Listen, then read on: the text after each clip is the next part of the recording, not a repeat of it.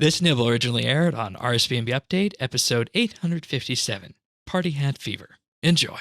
Next up, the much-anticipated Magma Tempest Nerf / changes. Yeah. Before I let you loose here, and we'll try and keep this concise, I just want to say what David had to say. He messaged me the day that this went in live. He said they didn't just nerf it, LOL.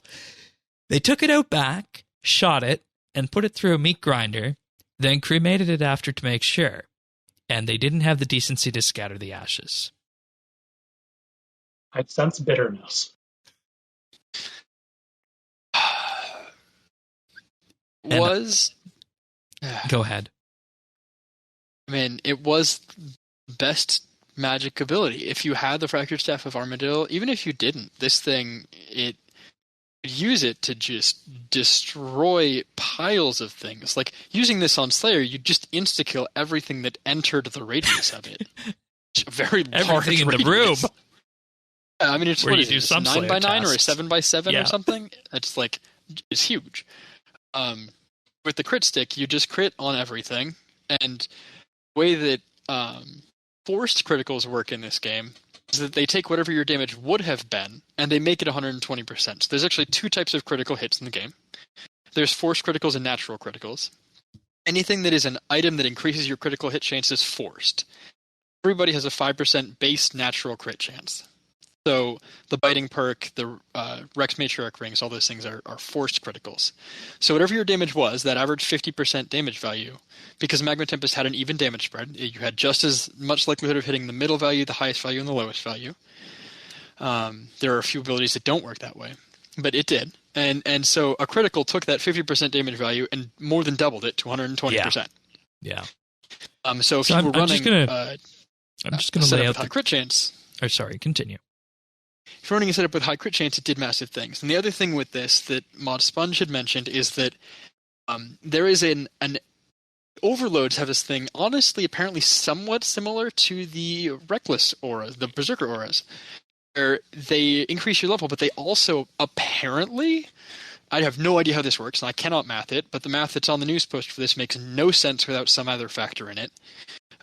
Literally no sense at all. It doesn't math with the things that he literally writes on there.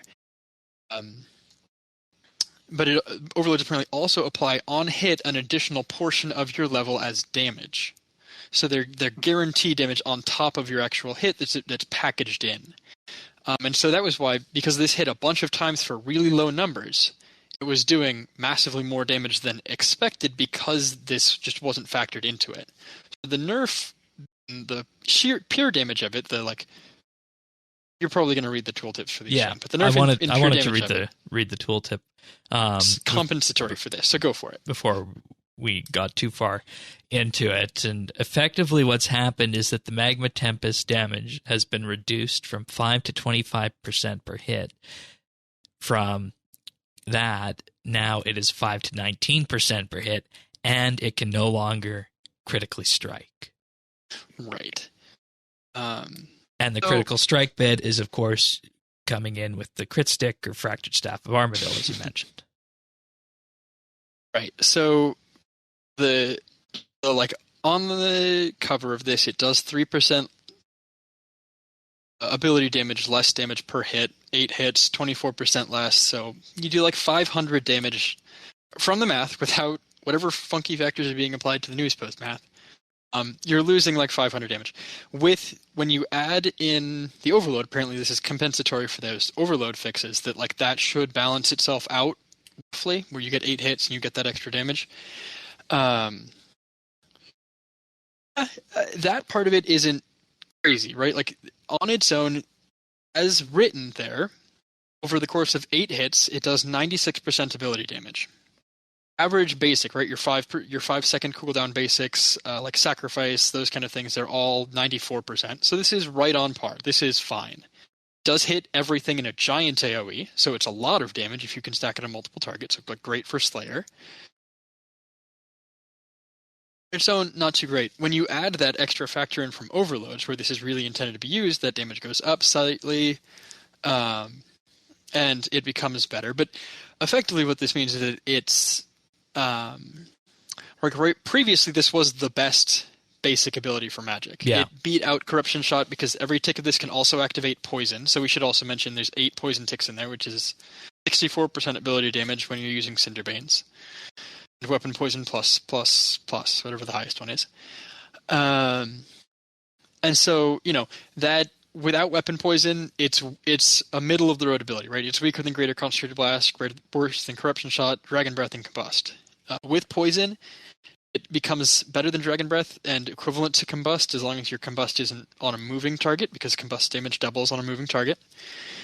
So it becomes a third in slot on poisonable targets that don't move. And so obviously on 3+ targets. The sense I'm getting from this is that I think the rumors of its death are greatly exaggerated. It's just not the best thing you can get for Magic anymore in terms of basic.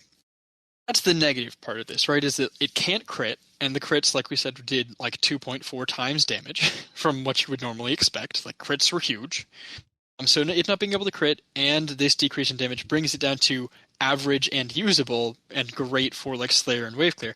The caveat to that we have to mention is that it is additional hit points and it does activate on hits. So Magic has a huge build lately with critical hit builds, right? The Staff of Armadil, the Channeler's Ring, the ease with which you can use the Tsunami ability, which then gives you adrenaline when you critical hit, right? Like, all that's great and synergizes very nicely.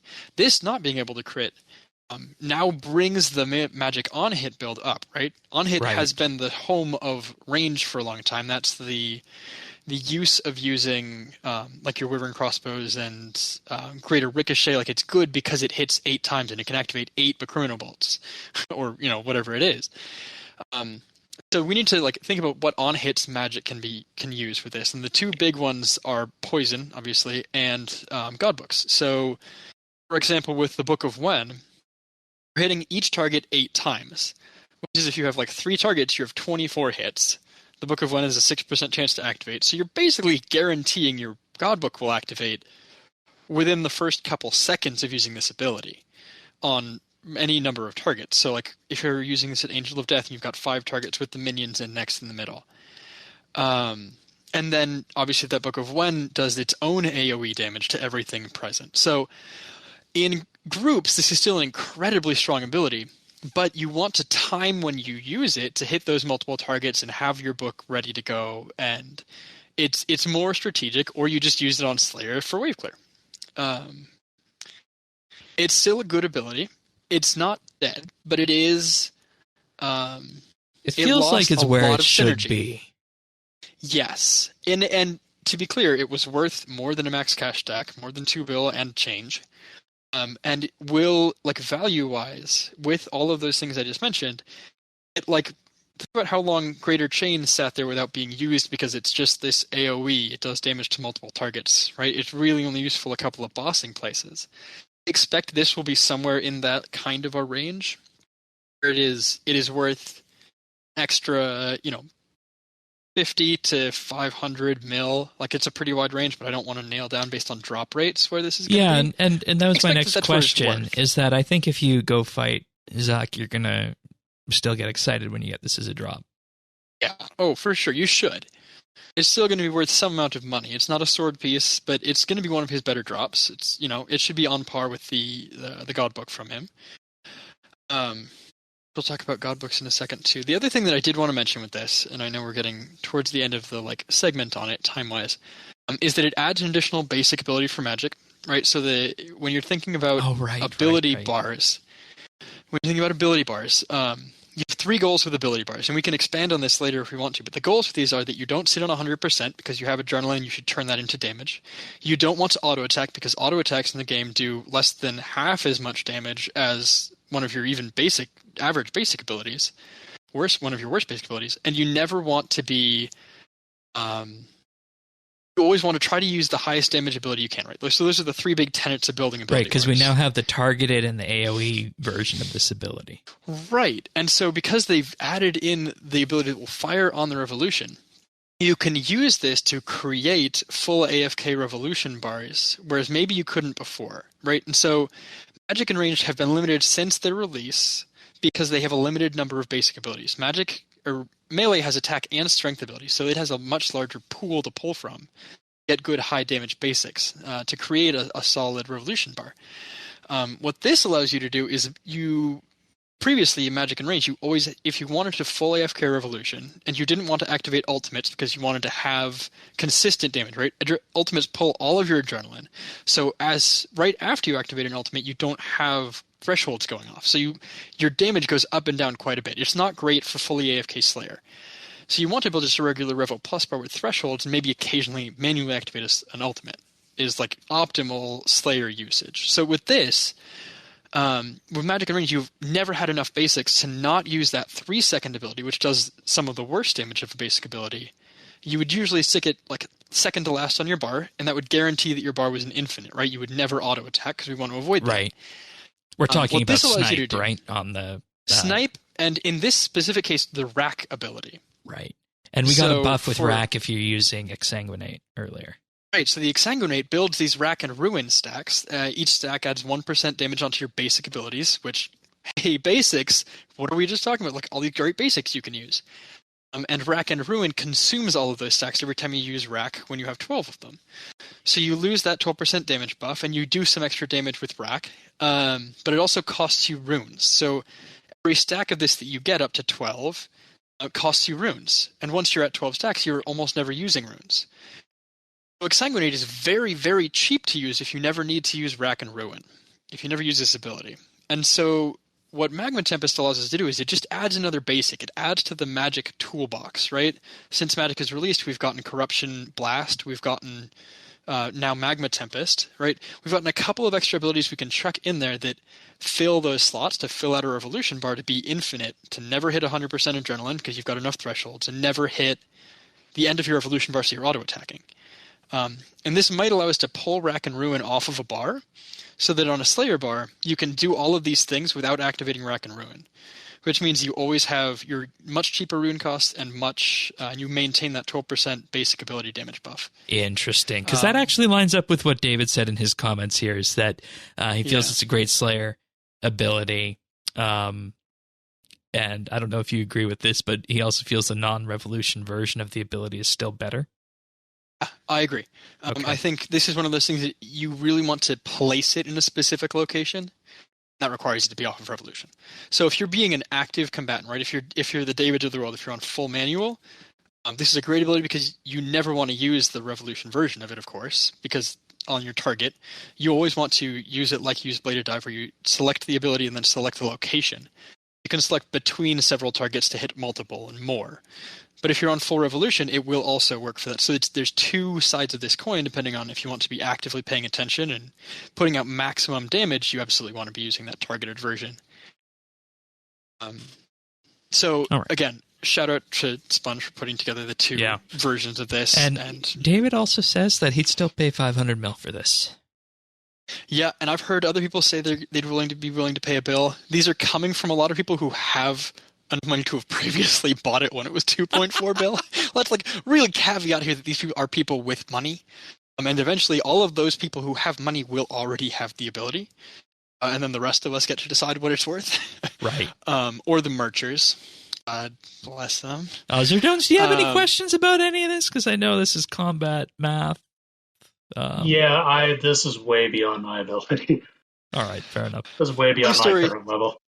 Long story short, it adds a basic to maybe make Slayer AFK much, much better. It's a great AoE. It's a great Slayer. It's great for AFK. They took the ability to crit off of it, which massively decreased the damage intrinsic to the ability. Massively. That cannot be understated that it was amazing damage before. It was best. Now it is not. Yeah, I mean, I don't have it. I've never used it, but everything I've heard about it, it seems like it was way too powerful when it came in. Like when it came out, I know you had David on the podcast talking about it, and he was telling stories about how people would go to AOD with it, and AOD would just melt. Yeah. So it's still good, but it is now situational.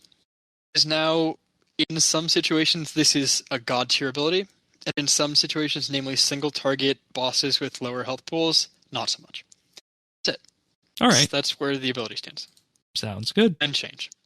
You can find full episodes of RSBANDB Update right here on this YouTube channel. If you found this video useful or just enjoyed it, like and subscribe, or leave a comment.